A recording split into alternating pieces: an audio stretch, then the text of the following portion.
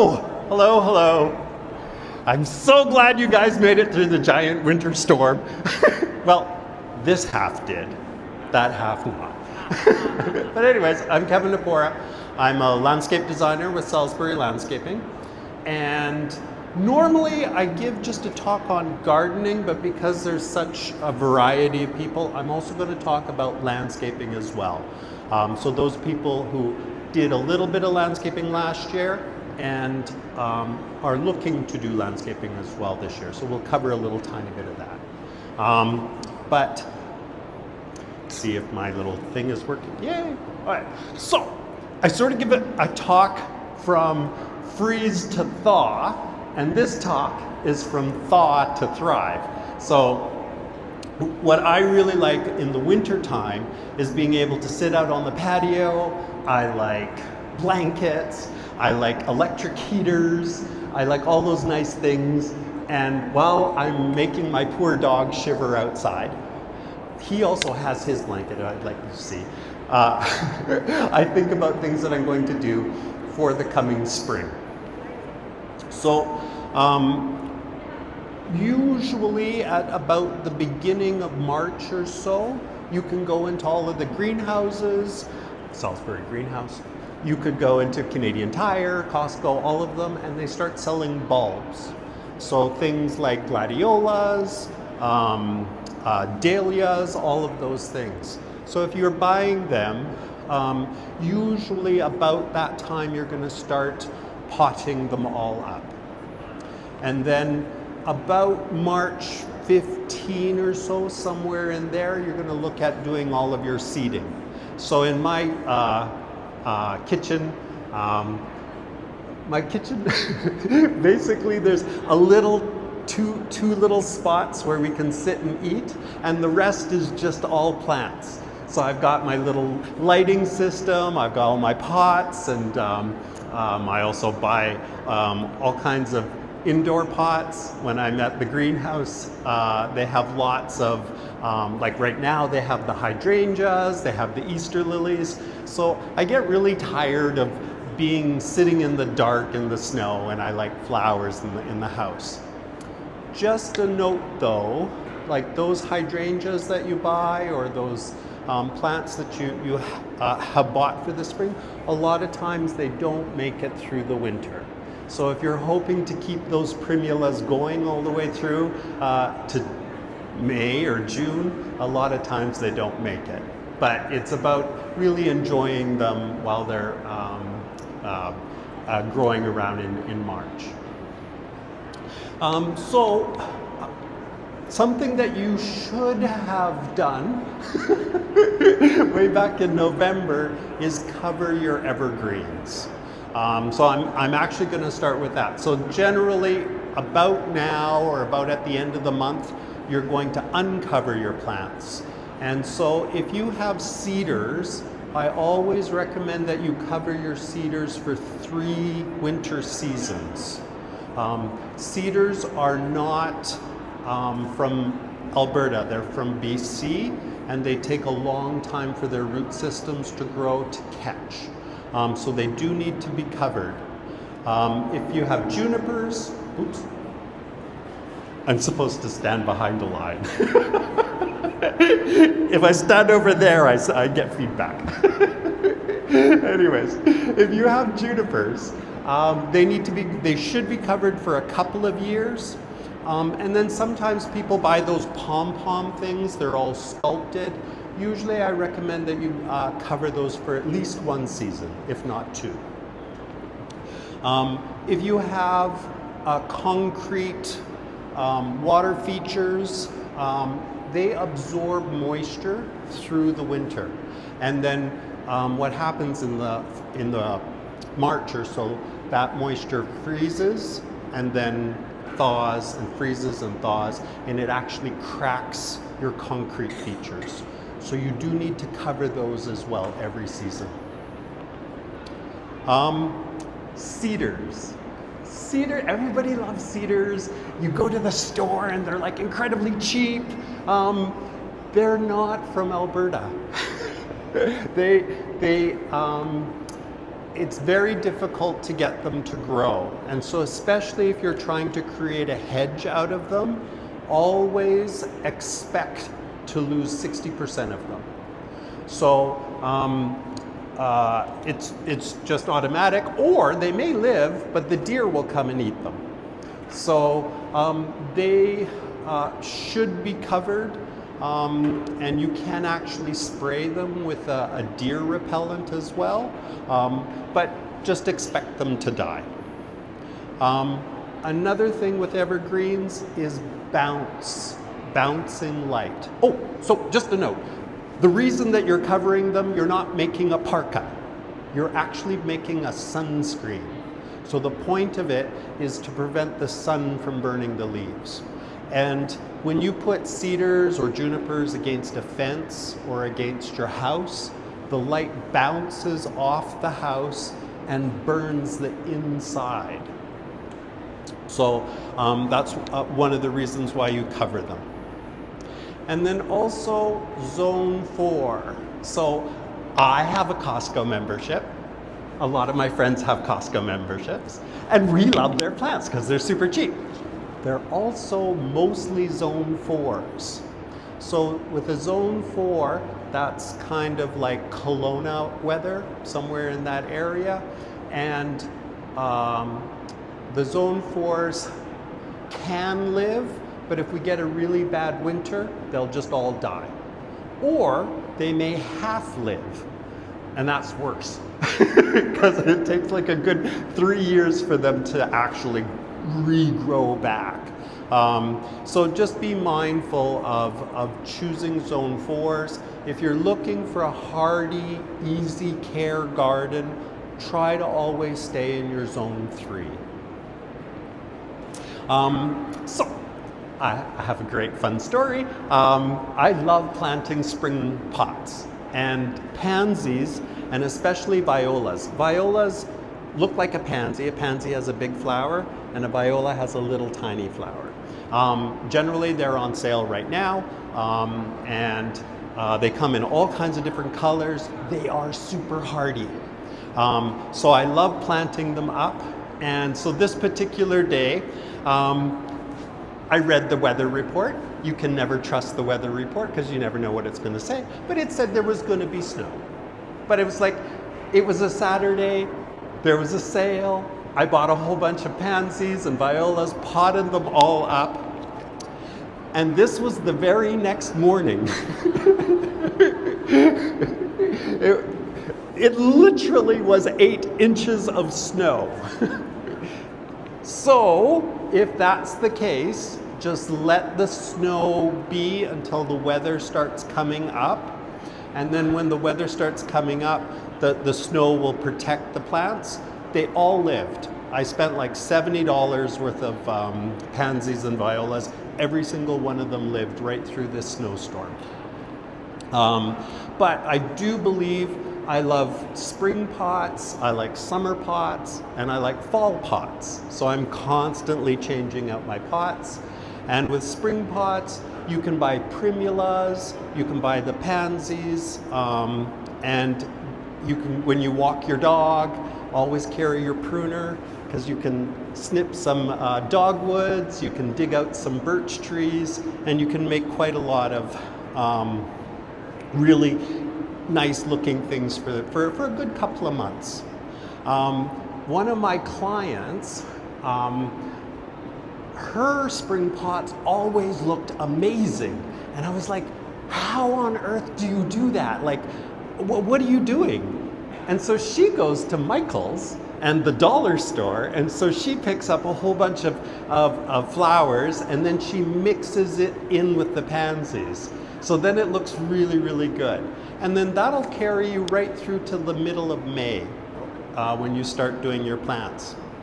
Once the season starts coming up, then you can buy snow blankets. You can get them from any greenhouse.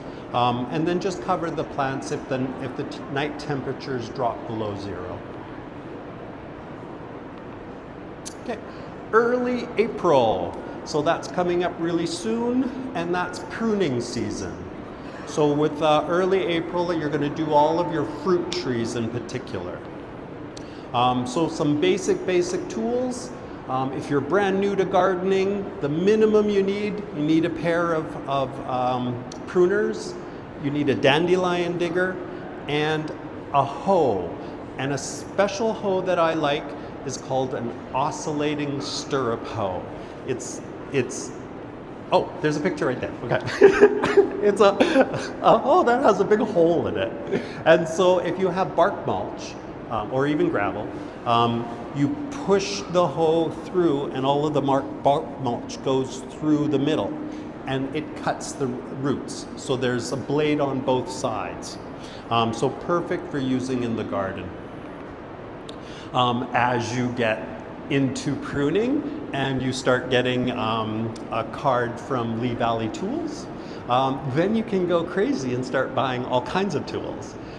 So here's all kinds of different loppers. Again, as long as you have, one of my favorite ones, I don't have a pointer, but you see the little lopper or the little pruner in the middle. One step above that is a red one. That is a little lopper that's only this big, and it's fantastic if you don't have the full shoulder strength to cut things. It'll allow you to do quite a bit of cutting very easily. And then as you get into bigger branches, you can get larger sizes. The next most important tool that you need is a sharpener. You have to sharpen your tools. Even if you have spades, sharpen your spades. There's nothing worse than a dull tool. Saws, there's all kinds of saws, right from the very beginner starter saw to the $200 saw. So jumping into pruning, there's your 3Ds, the most important of them all. So you've got dead, always remove anything dead, remove anything diseased, and remove anything that's damaged. There's one more D that I always include, and that is dangerous. So as a maintenance person coming onto your lot or a visitor coming to your lot, if you have branches that are growing into the sidewalk, they can pull your clothes, they can poke you in the eye. I had a great client. She was a little bit smaller than me, and she had a Russian olive. And Russian olives have spikes that are this big. But they didn't bother her. They bothered me. I had huge slices all the time, and one day it was just gone. I had had enough. So dangerous is also a bad thing. So we always have to think of those. So this is for people who had landscaping last year. Once you do get your landscaping in, your plants are quite young, they're super energetic, and they want to grow quickly. You don't want that. As a new homeowner, you want to guide your plants. So having something that gets really tall like that is quite lanky. And so what we want to do is either in the fall or the spring is pinch it. So what I always say is pinch an inch. And so what you want to do is just take off those top little branches, and then what that's going to, and it's the same thing if you have houseplants. If you pinch your houseplants, they bush out. It's the same thing with shrubs. If you pinch an inch in the fall or the spring, you'll get a fuller looking plant. That also is if you had trees planted last year as well. The trees will do the same thing. They'll get really, really lanky. And then if we get heavy snowfalls like today, what happens is they splay. And so it kind of wrecks the look of the tree. So we also want to pinch an inch on our trees. If you have an older home, suckers. Suckers are a huge issue, so we always want to take them down. As soon as you see a sucker, take it down. The nice thing is that if it's small, you can, if you're really good at weed whipping, you can then keep weed whipping it all the way through the season. If you keep letting it grow, then it'll actually take energy away from your tree. And if you have fruit trees, it'll take energy away from your fruit production. A huge problem that we've had for many years in Edmonton is black knot. I don't know if people who have been in Edmonton for a few years, we used to have amazing May days. May days were huge, and they were covered in beautiful flowers, just the scent of them every spring. A good chunk of them are gone now. Those purple trees that everybody loved like 10 years ago, the Schubert chokecherry, they are also all starting to disappear. The Schubert chokecherry is the highest maintenance tree that you can purchase. You will spend maybe $100 on the purchase, but you will spend $300 or $400 every year trying to maintain it. The black knot starts usually at the ends of the trees, and it gets quite thick, and then every single year the black knot opens up and then releases spores. So even if you just have one at the very top of the tree, those spores will just rain down in May. So definitely remove all black knot before May 1st. Grasses. I love the Karl Forester grasses. For me as a designer, it's a winter item. I love seeing the grasses sway in the winter. When I do light systems, I like having the light on them, and then they cast shadows on the fence lines. So to me, as a winter item, it stays up for the winter, and then usually at the beginning of April, the end of March, you'll cut them right to the ground. So what I do, however, is I don't actually put that in my compost. I find it never composts. So usually I toss it. But if you have a shredder, you can shred it up and then put it in your compost. So when we get into mid-April is when we start doing our garden cleanup.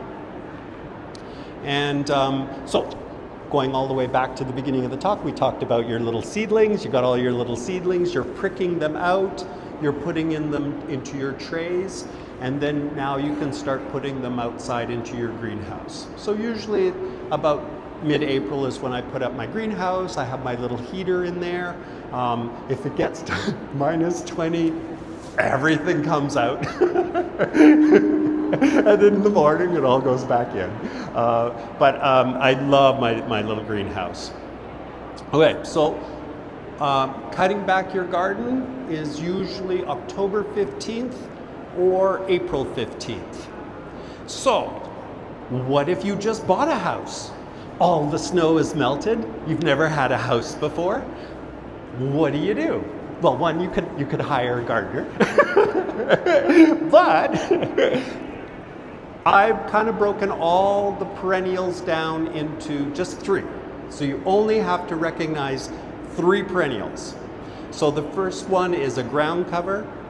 The second one, if it grows in a mound. And then the next one, if it grows upright.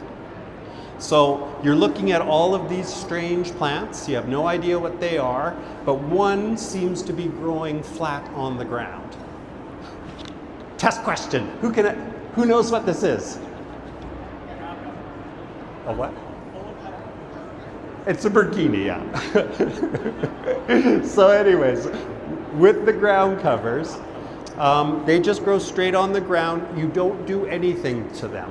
Thyme, cliff green, like there's just gobs of them.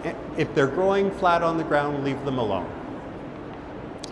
If they grow in a mound, then you cut them round to 6 inches. So anything that has this moundy appearance like this, so like this grass, you just cut it in a ball, so around to 6 inches. If you accidentally do cut it flush straight to the ground, it'll look a little mangled when it grows through the season, and it'll usually take 2 seasons to come back. It'll totally come back, it just won't look pretty. So if it grows in a mound, we cut it round. All the rest, if they grow straight up, we cut them 1 to 2 inches. to the ground. All right, so we cut everything down. I like to blow out all of my beds onto the grass. If you have a brick edging, I like to take a knife and knife all of the edges so it's nice and crisp. Dethatching. So probably in about 2 weeks, every one of you is going to get flooded with little flyers saying dethatching for $9.99. Never is that cheap. But anyways, dethatching is when you pull out the dead stuff in the grass. You need to do that every year. But aerating, you only have to do every 3 years to 5 years. You don't have to aerate every single year. It depends on how much the kids play. So if the kids are playing in the backyard, playing basketball or soccer or whatever, I don't have kids, so I don't know what they do. They do something in the backyard. There you need to aerate. But if you don't have anybody running around all over the yard, you don't need to do aerating every year, every 3 years. So one year, this is quite a few years, I was giving a talk, and so I was saying, so once you finished your aerating, pull up all of the leaves and throw them in the garbage. And there was this giant suck of air, and everyone, oh, what about the ladybugs? And I was like, wow. Ladybugs are huge right now. In the greenhouses, you can actually buy them. You can buy like 100 or so, and you just release them into the yard. You also have your own homegrown ladybugs. So when I do my dethatching, what I do is I put all of the thatch in a row, and then I just go for lunch. Usually a little glass of wine, maybe 2. And then after that, then I come back, and by then usually the little ladybugs have crawled out and go back into the garden. So after that, I blow out all of the beds. Beds are nice and clean. There is another whole different kind of gardener. Hi. So that gardener does not like to touch the leaf litter. So there's another different kind of gardening system where you just leave all the leaf litter. You can even add to it. And so it's a no-till type of gardening. That sort of thing, you just leave your garden be. Just lightly rake up any debris on the leaves, and then just leave it. I did actually try that. Unfortunately, I'm old school, and I really like my soil clean. I like my soil all fluffy. And I lasted until about mid-June, and then I couldn't handle it. And I completely scraped the garden clean. So just 2 different styles of gardening. Artificial turf. Artificial turf, every couple of years or so, you do need to brush it. You can rent a brushing machine, or often the people that install it have the ability to do that as well. And it's just part of maintenance. You got to fluff up your little leaves, alls, whatever. Artificial turf has holes in it. So if you were to lift it up, it looks like a rug, and it has a whole bunch of drainage holes in it. And you would be amazed, we get dandelions that grow in the artificial turf. And every now and again, we get a little phone call going, what is up? So you still do have to maintain your artificial turf just a little bit.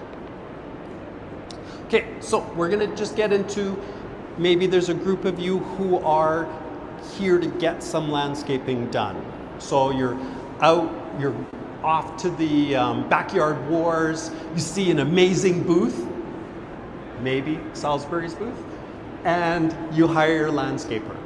So what's going to happen is, if you have a brand new yard or even an older yard and you're going to get that redone, you have to deal with your weeds. If you just leave your weeds to go, and then your landscaper shows up and sees this, you're not going to get a good outcome. You have to kill all of your perennial weeds. So perennial weeds, particularly quackgrass. Quackgrass is your worst one because if you're getting new sod and the quackgrass comes up through your new sod, you can't kill it. It's permanent. You can kill it, you have to paint them. So you get out your little paintbrush and you paint each of the individual quackgrass. Thistle, sow thistle, creeping bluebells, you can sort of kill them later, but you really, really do need to kill all your weeds first. So if you look at the root systems, especially, this is a group of, this is a quackgrass. The quackgrass roots go down at least a foot, a minimum. But your bobcats, when they come in, they're only really going to skim off maybe 4 inches, maybe 6 inches at the most. If you're a brand new yard and you've just moved into a new house, the bobcats are just going to just smooth off your clay, and then they're going to add in new soil. So if you haven't dealt with your weeds, that is living underneath, and that's all going to come bubbling up. Oops, wrong button. So you do have to kill it. Roundup is the only thing that'll kill quackgrass.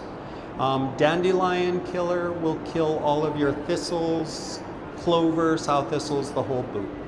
If you're really trying to be organic only and not have any of the chemicals, the vinegars only kill the surface.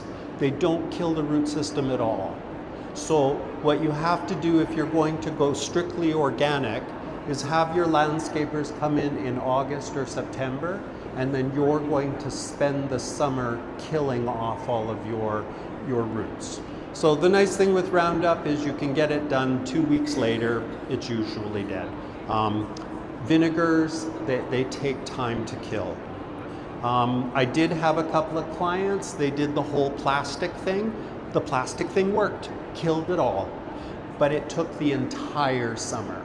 So I would constantly come in and check in once a month, and we would peel it back and look under. Yarrow was the really tough one to kill. I didn't finally kill it until September. But black plastic works.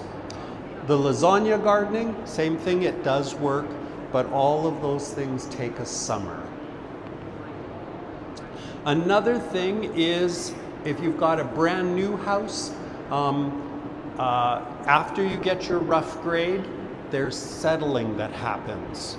And so what I usually do is if you've just got your house, especially if you just got your house, say, in November or so, that land hasn't sat yet. Long time ago, you would just wait for a couple of years, but the city doesn't allow that anymore. Usually, if you were to take possession in November, you have to get your final grade by November of that following year. So I always recommend that you soak around the house, and usually you just get a soaker hose, and for a couple of hours every night, no more than you're not flooding the basement. You're just simply putting water on the side, one side of the house. And so for 2 hours every day, you just keep going round and round and round the house until the ground stops settling. When it stops settling, then you're good for landscaping. Just a note, landscapers do not cover settling. So if you put a brick sidewalk and you didn't soak at all, and that entire sidewalk settled, there's no way you're getting warranty on that because it's not the landscaper's fault. This was my neighbor across the street, and he and his wife did their sidewalk. It's colorful. And I think we had a big rain about a month or so later, and the whole thing sank. So They waited about 3 weeks. They redid it. They still did not soak though. And 2 months later, it sank again. And they didn't touch it for like 3 months. They just left it. It's really defeating for just such a simple thing. So always kill your weeds and try to get your ground to settle before your landscaper comes in. First week in May. Pea spots. So I have, this is my third dog. My other 2 dogs, they were amazing. I would say, go pee. And my dog would run around the house and go pee on my artificial turf that I had on the side of the house. Fantastic. My new dog refused to listen, just refused, and would only pee on my grass.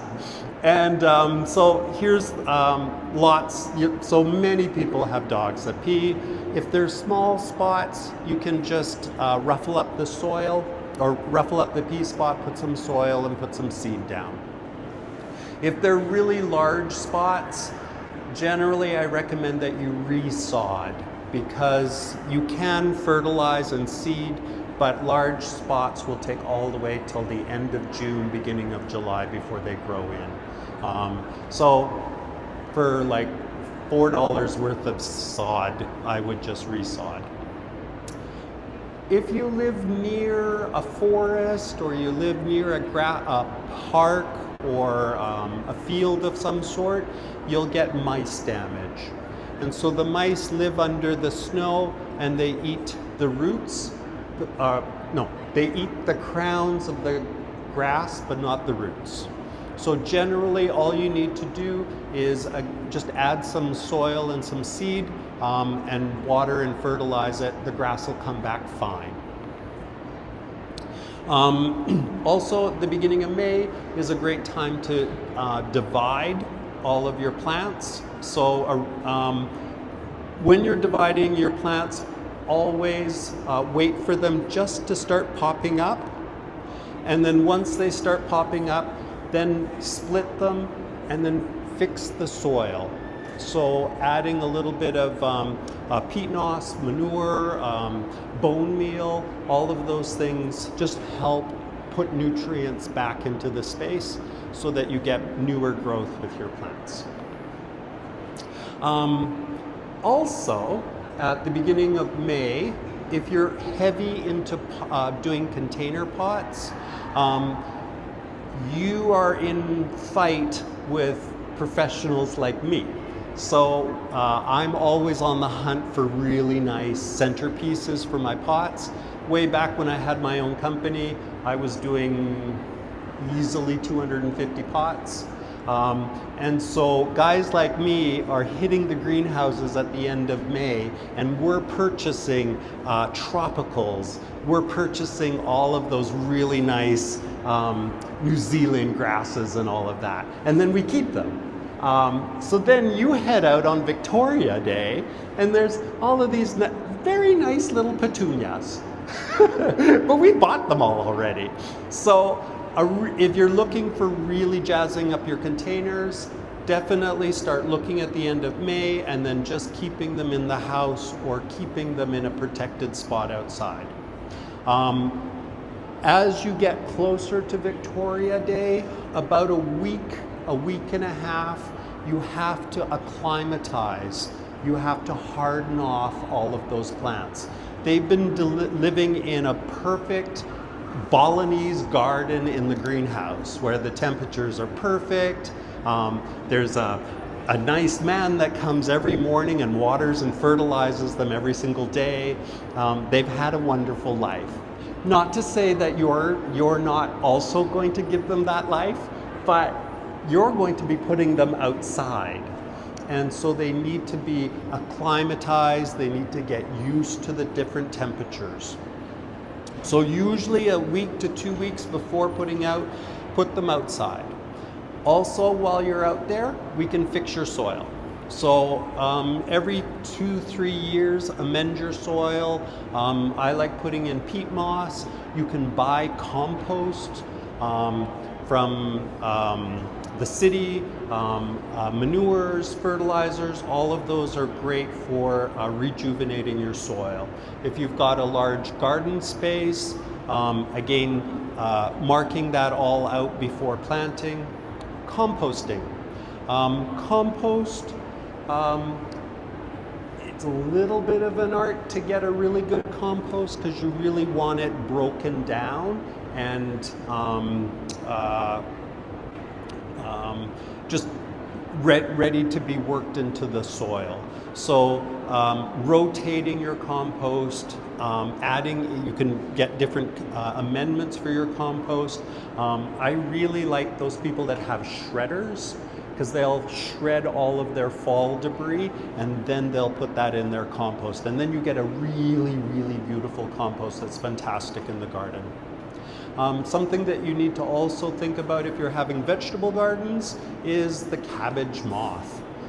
So the cabbage family or the cruciferae are most of your vegetables. And that little white moth that flies about, he eats them before you get to eat them. So make sure that you have a net. I just want to talk a little bit about pavers. So if you had pavers installed last year, usually over the course of the winter, the salts get pulled out of those pavers and you get these white spots on it. That's called effervescence. You can go into any big box store and you can get an effervescent wash to wash that off. And then I also recommend that you put a sealant on your pavers. And the sealant will keep your pavers looking really fresh and also so that you don't lose all of your sand. If you have ponds, great time to clean out your pond. I usually power wash it, and then you can also buy bacteria that keep your pond clean for the season. And then so you can start putting your pond in at the beginning of April. Fertilizing. As we get into your fertilizers, you're going to fertilize May 15, June 15, July 15. So those are the 3 fertilizer dates. If you're having like garden parties or things like that, then you can do August 15th. But my preference is breakfast, lunch, and supper. So breakfast, you can't skip. You have to have breakfast first thing in the morning. Lunch is a good thing, June 15th. July 15th, you don't always have to have. So July 15 is more if you're doing lots of outdoor activities and you want the garden looking really good. The different kinds of fertilizers, all your organic fertilizers. The first number is for green, so any high first number is your grass, cedars, junipers, hostas, all those things, they're all green. The second number is for roots and flowers, so if you're doing a big flower garden, you want something with a higher middle number. And then if you have vegetable garden, you don't really care what it looks like, you want a healthy plant because you're eating it, then a higher third number. Organic fertilizers, they work equally as well, but they work better if you apply them at the end of May. So inorganic fertilizers, you can start earlier. Organic fertilizers start a little bit later. Salisbury is starting to use a new organic liquid. It works really well, but organic fertilizers work a little bit better if you have nitrogen at the beginning of the year. So at the very beginning of May, I like to put in a grass fertilizer over everything in the garden because nitrogen is water soluble.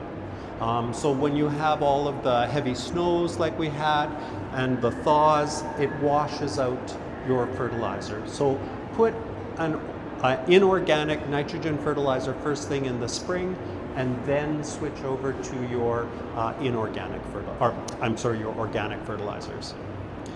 One of my favorite things is corn gluten. And corn gluten works by preventing weeds. So in an established lawn, you can spread this at the end of May, and it'll prevent dandelions from getting into your garden. One little note about it is dogs love it. And so I put this down in my garden, and my dog was like wanting to go out and play. And I was like, oh my God, Everett, all you do is like to sit on the couch. So I would open the door and he would burst forth and run onto the lawn and then go and just start licking my lawn. It took me a little bit to figure out what he was doing. So definitely, if you put the corn gluten down, make sure you water it in and get it into the ground. Third week in May. So that's when you can start doing your annuals. So usually Victoria Day, definitely after Mother's Day, you can start planting your plants. Those big gardens, when I was growing up, people used to have massive annual gardens. Most people don't do that anymore. Most people usually are buying their annuals for pots. So when you're choosing your pots, just choose like shade plants for your shady pots. If you have sunny plants, for sunny areas, but if you have sunny areas, amend your soil. So there's lots of amendments that you can put into your soil, that like water crystals that keep the moisture in. When you're purchasing plants, think about shrubs. Go into the shrub area, and there's some fantastic shrubs that you can put into your pots. And then at the end of the season, you can transplant them into your garden. So I love putting roses in my garden, in my pots. Also think about, when you're looking at your pots into your garden, put some of those annuals in your garden. So then that way I'm not sure if you can see it, but in the back of the garden, you can see touches of red in there. So it just makes the whole garden and your pots cohesive, as if you kind of like had always thought it through. Vegetables are big right now. So I have a friend, she plants like 30 different kinds of tomatoes, and she has them all in pots. And so you can do amazing things just on the terrace. So if you spend a lot of time in the spring doing all of these sort of things, then you'll have a really easy time of it in the summertime. If you don't bother because it's springtime and you just want to be outside and don't do anything, then all of those weeds, all of those roots, all of that is going to fester, and it's going to come up in the summertime. And then you're going to have way more work to do in the summer. So I'm a strong believer in doing extra work in the spring. If you want to come see me, I'll be in the Backyard War booth. And we also have another main booth for Salisbury as well. So I hope you guys have a great show. Buy things. There's all kinds of cool things out there. I'm Kevin Napora.